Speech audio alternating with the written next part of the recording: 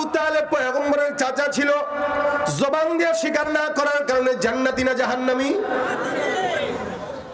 সাকরাতুল মাউতের সময় যখন আবু তালেব মৃত্যুর অবস্থায় যখন জর্জরিত, নবী আমার কানের সামনে এসে ডাক দেয়া বলে, চাচা একটা বারের জন্য আপনি জবানটা খুলে বলেন লা ইলাহা ইল্লাল্লাহ। চাচা ডাক দেয়া বলে, মুহাম্মদ তোমাকে বিশ্বাস করি, মানি, জানি, সবকিছুই স্বীকার করি, কিন্তু তুমি জবান দিয়ে স্বীকার করার জন্য বলতেছো এটা পারবো না, কারণ জবান দিয়ে স্বীকার করার পর আমার বংশের মানুষটাই আমাকে গালি দিবে, জবান দিয়ে স্বীকার করার পর আমার বংশের মানুষটাই খারাপ বলবে, অন্যান্য কথা বলবে, বংশের মানুষদের কথা শুনতে পারবো না। এতটুকুনের জন্য আবু তালেব কালেমা স্বীকারোক্তি দেয় নাই, যার কারণে কিয়ামত পর্যন্ত নয়, চিরস্থায়ী জাহান্নাম। এই জন্য যতই বিশ্বাস করুক না কেন, জবান দিয়ে স্বীকার যদি কেউ না করে ঈমানদার হওয়া যাবে। ঈমানের 2 নম্বর আলামত হলো তাসদীক বিল জিনানের পরে ইকরার বিল লিসান, জবান দিয়ে স্বীকার করবে। 3 নম্বর আমল বিল আরকান। এই জমানের মধ্যে অনেক বান্দারা আমরা আছি যারা ঈমানটা বিশ্বাস করি, জবান দিয়েও স্বীকার করি, 3 নম্বরটা মানি না। ঈমানদার দাবি করি, স্বীকার করি, কিন্তু নামাজ পড়ে না, আছে না নাই? ঈমানদার দাবি করে, স্বীকার করে, কিন্তু সুন্নাত মানে না, আছে না নাই? দাড়ি রাখে না, আছে না নাই? অধিকাংশ যুবকদের চেহারার দিকে তাকায় দেখবেন, সমস্ত যুবকদের হালত দেখলে বোঝার উপায় নাই মুসলমান না বেঈমান। সবগুলোর হালত এক। মুসলমান দাবি করে, চুল রাখছে ইংলিশ কাটিনে, চোখা মুন্সি, এদিক দিয়ে প্যান্ট একটা পরছে, রানে ছিড়া, নিচে ছিড়া, পাশার দিকে ছিড়া, দেখলে মনে হয় চিড়িয়াখানার দরজা খোলা ছিল, পলায় আসছে।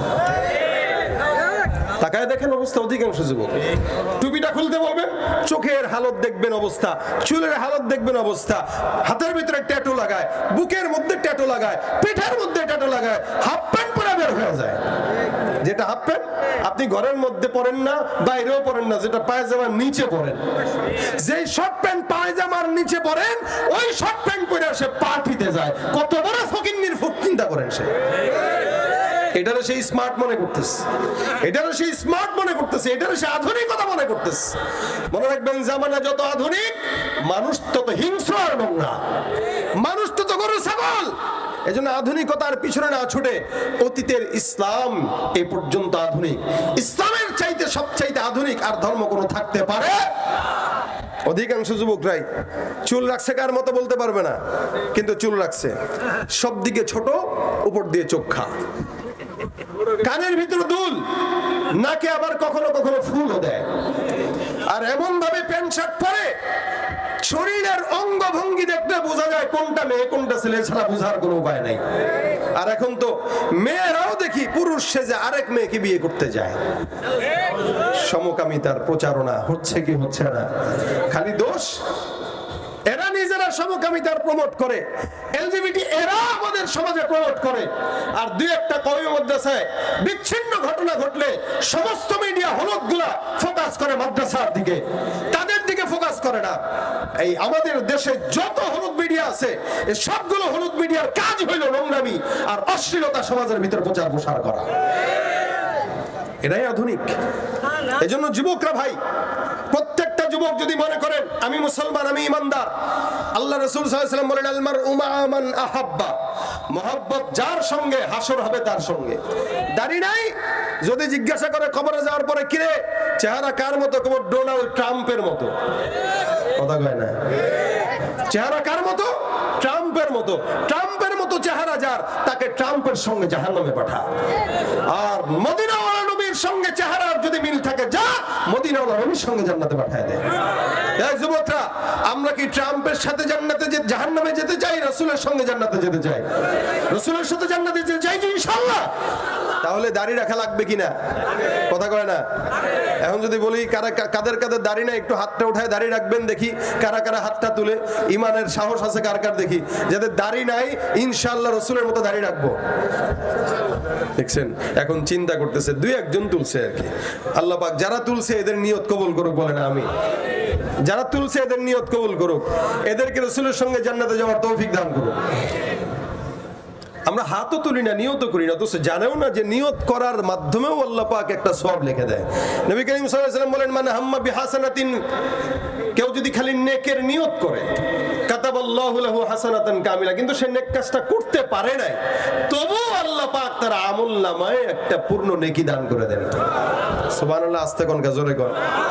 এই যে সুবহানাল্লাহ বললেন, একবার সুবহানাল্লাহ, রাসূল বলেন ইন্না ফিল জান্নাতি লাশাজারা, কেউ সুবহানাল্লাহ বলল তো জান্নাতে ফলের গাছ লেগে গেল। এখন যারা বলেছেন একটা লেগে গেছে, আবার যারা বলছেন আরেকটা লাগছে, এখন আরেকটা লেগে গেছে। যত বলবেন তত লাগবে সুবহানাল্লাহ। জবান খুললেই কি, জবান খুললেই কি সওয়াব। এরপরে গাছ যেটা, এটা কত বড়? নবী করিম সাল্লাল্লাহু আলাইহি ওয়াসাল্লাম বলেন যে গাছটা লাগবে, এই গাছটা এত বড়, জান্নাতের যেই গাছটা লাগতেছে গাছের গোড়াটা এত বড় আর এত মোটা, দ্রুতগামী ঘোড়া যদি মিনিমাম 100 বছর পর্যন্ত দৌড়ায় গাছের ছায়াও শেষ করতে পারবে না। আবার লেগে গেছে। আমরা ফকির, আমরা ফকিরের জাত, যার কারণে বারান্দায় 2-4টা গাছের টপ লাগায় বলে এটা আমার বাগান। কিন্তু জান্নাতে যে একটা সুবহানাল্লাহর কারণে জান্নাতে গাছ লাগতেছে, ওইদিকে আমাদের নজর নাই। ভাইরা আমার, ইমানদারের সবকিছুতে লাভ, লসের কোনো প্রজেক্ট নাই, লসের কোনো প্রজেক্ট নাই। এই কারণে ইমানের 3 নম্বর আলামতটা হলো সবচেয়ে বড় আলামত। আমাদের দেশে অধিকাংশ মানুষের বাকি 2টা আছে, লাস্টেরটা নাই। কালেমাও পড়ে, অন্তরেও বিশ্বাস করে, কিন্তু মানে না। আবার চাপাবাজির সময় 1 নম্বর, আমরা তাহাজ্জুদ পড়ি 80 রাকাত, কথা কয় না। ওই তাহাজ্জুদ পড়ার নাম বুজুর্গি না, বুঝছেন? তাহাজ্জুদ পড়ার নাম বুজুর্গি না, কোরআন পড়ার নাম বুজুর্গি না। যদি কোরআন আর তাহাজ্জুদ পড়ার নাম বুজুর্গি হইতো, যায় নামাজের নাম বুজুর্গি হইতো, আমাদের সাবেক প্রধানমন্ত্রী অনেক বড় বুজুর্গ ছিলেন। কারণ উনি বলতেন যে আপনি ঘুমের থেকে উঠে কি খুঁজেন, কি খুঁজেন? যায় নামাজ আর কোরআন খুঁজে। তো যায় নামাজ কোরআন খুঁজে, তার মানে কত বড় বুজুর্গ। কিন্তু এদিক দিয়ে আলেমদেরকে ধরে ধরে জেলখানায় নিতেন। তার মানে বোঝা গেল কোরআন খুঁজার নাম বুজুর্গি না, কোরআন দেখার নামও বুজুর্গি না। কোরআন ইহুদি নাসারারাও রিচার্জ করে, আপনি আমি কি করি? আমাদের চেয়ে বেশি করে মিয়া।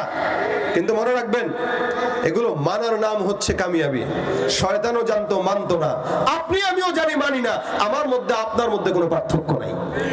এজন্য আমাদের বুজুর্গরা বলেন, আগার মানুগি তো বানুগি, কেউ মানবে তো আল্লাহ তাকে বানায় দিবে। সুবহানাল্লাহ, মানবে তো বানায় দিবে। তা'মুরুনা বিল মা'রুফ ওয়া তানহাউনা আনিল মুনকার, ভালো কাজের কথা বলা, আদেশ দেওয়া, খারাপ কাজ থেকে বান্দাকে ফেরত রাখা, এটা হলো ঈমানের বড় আলামত।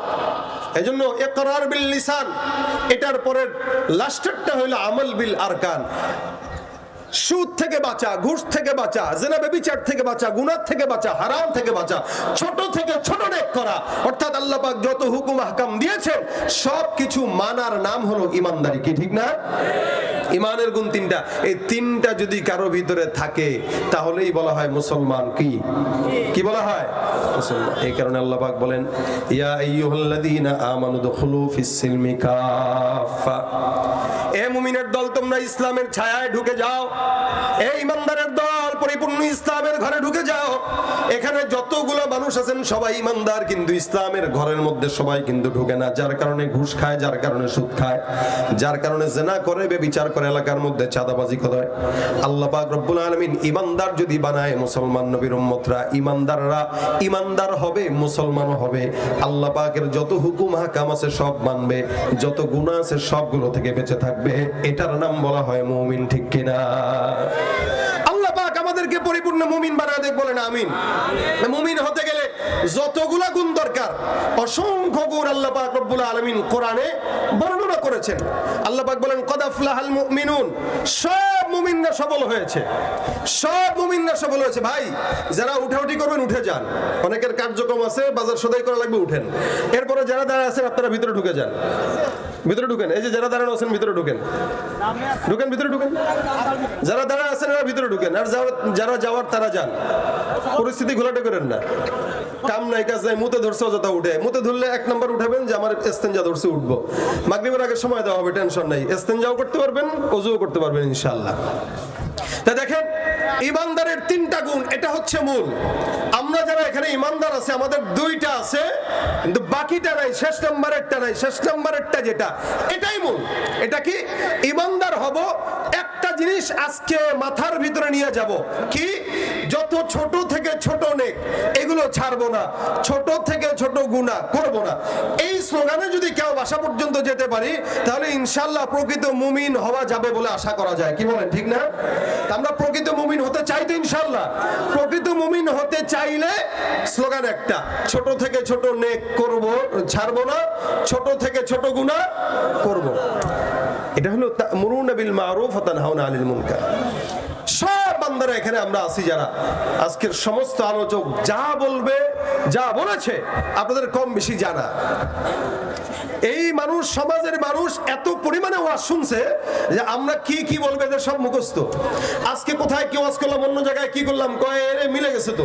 তার মানে শুনতে শুনতে সব মুখস্থ, জানে ঠিকই, সমস্যা হলো মানে না। তবলিগে যাবেন, একই বয়ান বারবার করতেছে, 6 নম্বরের বয়ান, একই জিনিস বারবার। কেন? আল্লাহ পাক কোরআনে একই কথা বারবার বলতেছেন। কেন বলতেছেন? যাতে বান্দার দিলের ভিতরে ঢুকে যায়। তা আমরা আমাদের কথাগুলো যদি দিলের ভিতরে ঢুকাইতে পারি, ইনশাআল্লাহ আশা করা যায় আল্লাহ পাক রব্বুল আলামিন আমাদেরকে কামিয়াবি দান করবেন। কিন্তু আমরা জানি ঠিকই মানি না। এজন্য আজকে থেকে মানবো, লা ইলাহা ইল্লাল্লাহ পড়ছি তো পড়ছি, এটা অন্তর থেকে ছাড়বো না, দিল থেকে সরাবো না। যতক্ষণ লা ইলাহা ইল্লাল্লাহ আমার দিলে থাকবে, ততক্ষণ কালেমার এই বাণী অন্তরের ভিতরে নিয়ে ভালো কাজ করব, খারাপ কাজ ছাড়বো। রাজি আছি ইনশাআল্লাহ? এলাকার যুবকরা যদি একসঙ্গে হয়ে যায় যে আমরা এলাকার যত যুবক আছি আমরা প্রত্যেকেই ইসলামের পথে চলবো, মনে রাখবেন যুবকরা চাইলে সবকিছু পরিবর্তন করতে পারে। আমাদের সমাজের যুবকরাই কিন্তু এই বাংলাদেশের স্বৈরাচারীদেরকে বিদায় করেছে। সুতরাং যুবকরা চাইলে পারে না, এটা এরকম কোনো কাজ নাই। তবে যুবকদের একটু কাজ করা লাগে। মুরব্বীরা দোয়া করবে, যুবকরা কাজ করবে। এর আগে আমরা অতীতে দেখেছি অনেক নেতাদেরকে, আমি দেখেছি, আপনারা দেখছেন কিনা জানি না, এরকম একজন নেতাকে দেখছি বক্তব্য দিচ্ছে তো প্যান্ট খুলে গেছে, বক্তব্য দিচ্ছে পায়জামা খুলে গেছে। আরেকজন সাইড থেকে দেখে কয় স্যার স্যার পায়জামা। তো স্যারের পায়জামা উঠায় দেওয়ার জন্য লোক লাগে। যেই স্যার নিজের পায়জামার কোনো হুঁশ নাই, ও জনগণের হুঁশ রাখবে কি? এজন্য সমাজের দায়িত্ববোধ যদি যুবকদের হাতে যায়, এই সমাজ পরিবর্তন হওয়া অনেক সহজ। তবে যুবকদেরকে ইসলামের রঙে পরিবর্তন করে যদি সমাজ পরিবর্তন করে, ওই সমাজের শান্তি আশা করা যায়। কি বলেন, ঠিক না? এজন্য প্রত্যেকটা যুবক নিয়ত করেন, চেষ্টা করেন, ইনশাআল্লাহ যতদিন বাঁচবো ঈমান নিয়ে বাঁচবো, যতদিন বাঁচবো ইসলাম নিয়ে বাঁচবো, যতদিন বাঁচবো কোরআন সুন্নাহ নিয়ে বাঁচবো, এবং ওলামা একরামরা যেখানে থাকবে আমরা সেখানে যাব। রাজি আছি? রাজি আছি ইনশাআল্লাহ? আল্লাহ পাক আমাদেরকে ঈমানদার হওয়ার তৌফিক দান করুন, বলেন আমিন। এই মাহফিল যারা আজকের আয়োজন করেছে প্রত্যেকের জন্য দোয়া করবেন। কষ্ট মুজাহাদা করছে। যদি আজকের কোনো আলোচক নাও আসতে পারে, আফসোস করবেন না। কোরআনের মজমা আলোচক কেউ আসলেও দামি, না আসলেও দামি। কোরআনের মজমা কোনো ব্যক্তির জন্য সৌন্দর্যমণ্ডিত হয় না। কোরআনের মজমা সৌন্দর্যমণ্ডিত হয় কোরআনের কারণে। কি বলেন? আপনাদের দ্বিমত আছে এটা? ঠিক তো বলেন, কিন্তু আবার পরবর্তীতে যা কিবত শেখায়ত করেন যে দাওয়াত মনে না দিয়া ভণ্ডামি করছে। না, কমিটিরা দাওয়াত না দিয়া ভণ্ডামি করে না, কমিটিরা দাওয়াত দেয়। অনেক সময় রাস্তার যানজট, পারিবারিক সমস্যার কারণে বক্তাদেরও সমস্যা আছে, আমরাও তো মানুষ। আপনারা অনেক সময় সমস্যার কারণে মাহফিলের আয়োজন কইরাও করতে পারেন না। আপনাদের যেরকম সমস্যা হয়, আলোচকদেরও সমস্যা থাকতে পারে। এই সমস্যাগুলোকে শুধরে নেওয়ার জন্য আপনারা দোয়া করবেন, আর সমস্যা যখন হয়ে যাবে সবর করবেন, বাস।